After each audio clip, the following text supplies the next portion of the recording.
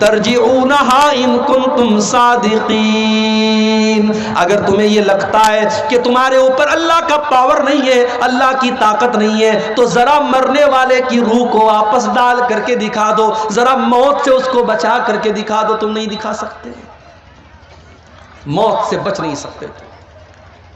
اور اسی لیے اللہ نے اپنے نبیوں کو بھی موت کے گھاٹ اتارا، نبیوں کو بھی موت آئی۔ سلیمان علیہ السلام اتنے بڑے نبی ہیں، جنات ان کے کنٹرول میں ہیں، اور جنات ان کے حکم سے بیت المقدس کی تعمیر کر رہے ہیں۔ حضرت سلیمان ان کو ڈائریکشن دے رہے ہیں اور جنات بیت المقدس کی تعمیر کر رہے ہیں۔ سلیمان علیہ السلام لاٹھی کے سہارے کھڑے ہیں اور ان کو ڈائریکشن دے رہے ہیں، اور اسی حال میں سلیمان علیہ السلام کو موت آ گئی۔ لاٹھی پر ٹیک لگا کر کے کھڑے تھے، موت آ گئی، انتقال ہو گیا سلیمان علیہ السلام کا۔ آنکھیں کھلی ہے، جنات یہ سمجھ رہے ہیں کہ سلیمان علیہ السلام دیکھ رہے ہیں، وہ فٹافٹ اپنا کام کر رہے ہیں۔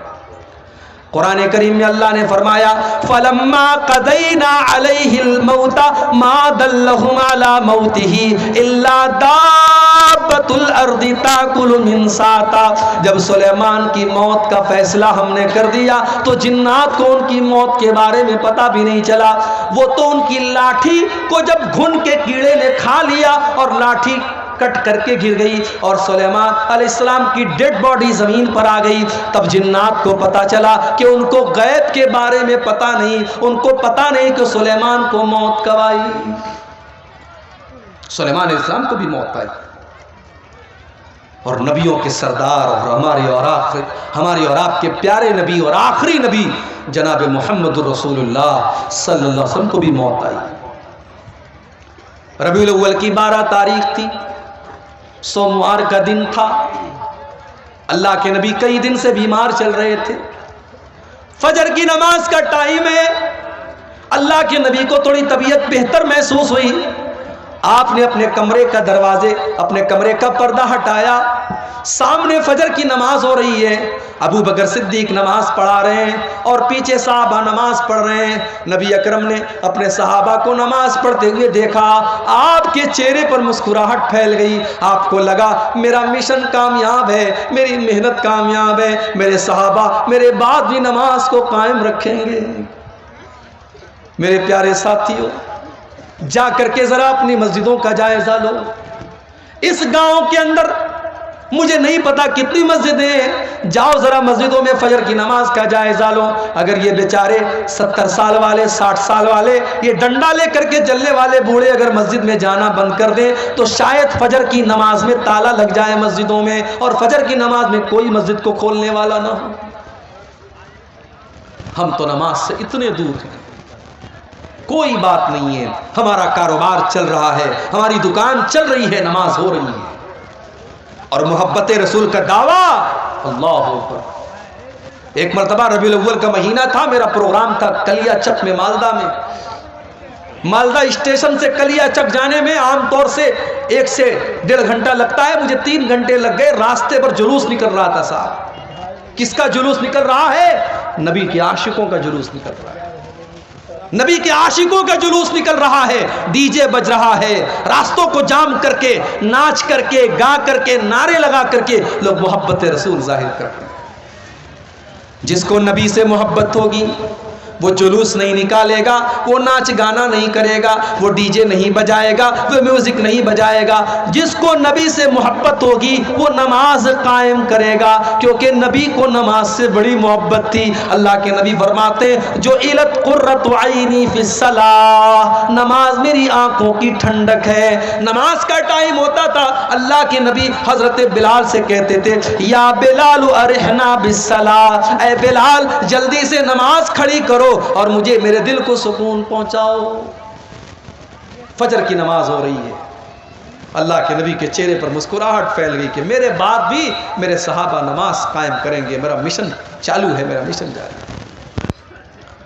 نبی اکرم نے زبان سے کچھ نہیں کہا ہے، پردہ ہٹایا ہے اور دروازے پر آ کر کے کھڑے ہیں۔ صحابہ کو اپنے نبی سے اتنا پیار تھا، انہوں نے محسوس کر لیا، ان کو اپنے نبی کی خوشبو محسوس ہو گئی، ان کو پتہ چل گیا کہ اللہ کے نبی اپنے دروازے پر آئے ہیں۔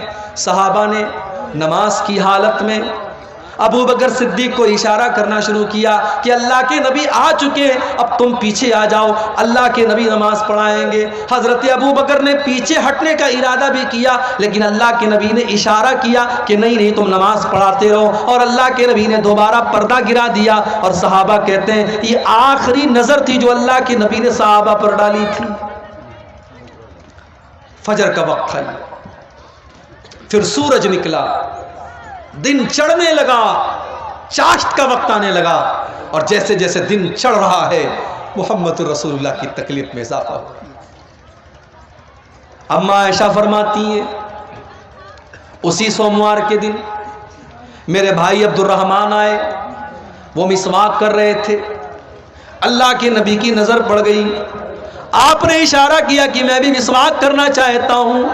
اما عائشہ نے اپنے بھائی سے مسواک کو لیا اور مسواک کو اپنے دانتوں سے نرم کیا تاکہ اللہ کے پیارے نبی کو مسواک کرنے میں تکلیف نہ ہو۔ بیوی وہ ہوتی ہے جس کو شوہر کی تکلیف کا اتنا احساس ہے، شوہر بیمار ہے تو اما عائشہ نے مسواک کو نرم کیا تاکہ میرے نبی کو، میرے شوہر کو تکلیف نہ ہو، آسانی سے مسواک کر سکے۔ اور اما عائشہ فرماتی ہیں یہ میرے لیے فخر کی بات تھی کہ اللہ کے نبی کے آخری ٹائم میں میرا لعاب اللہ کے نبی کے لعاب کے ساتھ مل گیا، میں نے مسواک کو نرم کیا اور اللہ کے نبی کو دیا، اور آپ نے اسی مسواک سے اپنے دانتوں کو صاف کیا۔ اسی لیے علماء کہتے ہیں اگر کسی کو یہ احساس ہو کہ میرا آخری ٹائم ہے تو آخری ٹائم میں مسواک کرنا چاہیے، یہ بھی اللہ کے رسول کی سنت ہے۔ مسواک کیا آپ نے، بے چینی بڑھنے لگی، آپ کے بغل میں ایک پیالے میں پانی رکھا ہوا تھا، آپ بار بار اپنے ہاتھ میں پانی لیتے، اپنے چہرے پر چھڑک لیتے اور کہتے اللہم اعنی علی سکرات الموت، ہے اللہ تو موت کی سختیوں پر میری مدد فرما، ہے اللہ سکرات الموت پر تو میری مدد فرما۔ اما عائشہ فرماتی ہیں کہ پہلے میں موت کی سختی کو بہت غلط سمجھتی تھی، مگر جب اپنے نبی کے اوپر میں نے موت کی سختی کو دیکھا تب میں نے موت کی سختی کو غلط سمجھنا بند کر دیا۔ اس کے بعد اما عائشہ فرماتی ہیں آپ نے اپنے دونوں ہاتھ اٹھائے، آپ نے اپنے دونوں ہاتھ اٹھائے اور آپ کی زبان سے نکلا مع الذین انعمت علیہم من النبیین والصدیقین والشہداء والصالحین، اے اللہ تو مجھے ان لوگوں میں شامل فرما دے جن پر تیرا انعام ہوا ہے، اپنے نبیوں میں شامل فرما دے، اپنے صدیقین میں شامل فرما دے، اپنے شہداء میں شامل فرما دے، اپنے نیک بندوں میں شامل فرما دے۔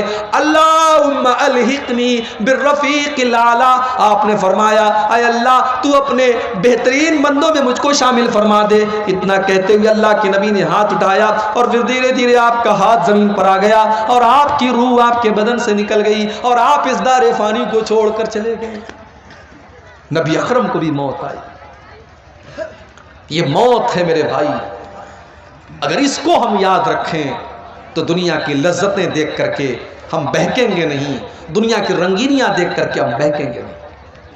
الہاکم التکاثر، میرے بندو یہ مال و دولت کی اور دنیا کی رنگینیوں کو دیکھ کر کے تم اللہ کو بھول بیٹھے ہو، حتی زرتم المقابر، مگر ایک دن آئے گا جب تم قبرستان جاؤ گے، جب تمہاری موت ہو جائے گی تم قبرستان پہنچو گے، کلا سوف تعلمون، اس کے بعد تمہیں ضرور پتا چل جائے گا کہ اللہ کا وعدہ کتنا سچا تھا، ثم کلا سوف تعلمون، تمہیں ضرور پتا چل جائے گا کہ اللہ کا وعدہ سچا تھا۔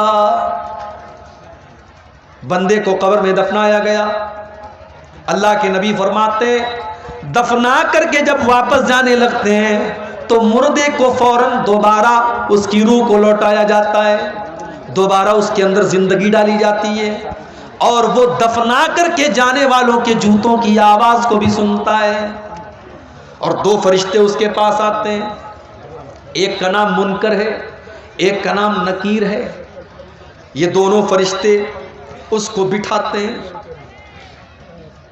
ایک سوال پیدا ہوا، بھائی مسلمان اپنے مردوں کو قبر میں دفناتا ہے مگر ہمارے ہندو بھائیوں کیا تو جلا دیا جاتا ہے، ان کو قبر میں عذاب کیسے ہوگا؟